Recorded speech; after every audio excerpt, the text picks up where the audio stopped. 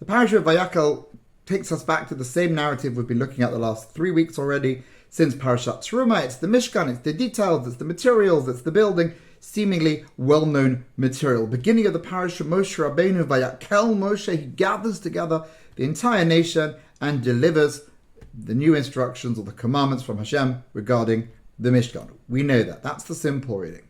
Seen through the prism of the Hasidic imagination, the opening few lines of this week's parasha take on a whole new meaning. I want to share them with you because at times it's fascinating to see a whole new perspective on Torah and lessons that emerge from words that don't obviously deliver that message. And sometimes it's to do with alternative paragraphs, alternative full stops and commas and breaking up a pasuk differently. Vayakkel Moshe. Moshe represents the tzaddik, the leader, the educator, the spiritual guide. That's what he represents for all time. And what did he say? Eila hadvarim. These words. What words? The words of the opening words of the parasha, of gathering the people together. This is what Hashem wants us to do.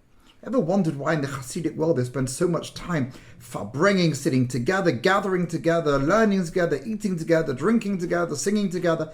It's because there's a value in and of itself. Jewish unity, Jewish brotherhood, togetherness, feeling part of a community, feeling connected with another Jew, sharing Torah, sharing food, sharing moments that seem mundane and elevating them on a spiritual level, or sharing spiritual levels and taking it further. That's the first lesson in this week's Sedra, in the Hasidic imagination, through the prism of this particular perspective, that gathering together is the words that Hashem wants us, is what Hashem's commanding us to do.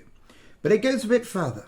Vayakkel Moshe. Moshe is the leader. What is he doing? He's gathering himself. He is contracting.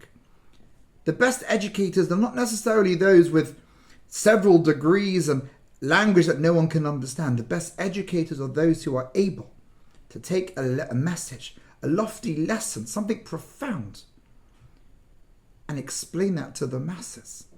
We don't need philosophers sitting in ivory towers meditating, contemplating great ideas and it's stopping with them. We need them to share those deep concepts, the beauty of our tradition with everybody else.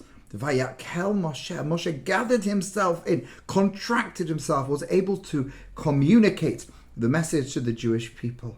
And here as well, in the world of the Hasidic world, the world of the mystics, the leader, the supreme leader is so seen as so far above the regular Jew in the pew. Every single other person, in order to be effective, the tzaddik, the righteous person, has to come down. And that really is true of all of us. It's true of us as parents who want to impart messages and lessons to our children. They have to be those that can be communicated and communicated in a language that resonates. So an old language won't resonate with the modern world. And it's Torah as well. The message has to be packaged in a way that makes sense to the audience. And if it requires the leader who has infinite understandings of a text, or has deeper understandings, to contract themselves, to reduce their words, to make it simpler, then that is the job of the educator par excellence, those that want to be considered walking in the footsteps of Moshe Rabbeinu.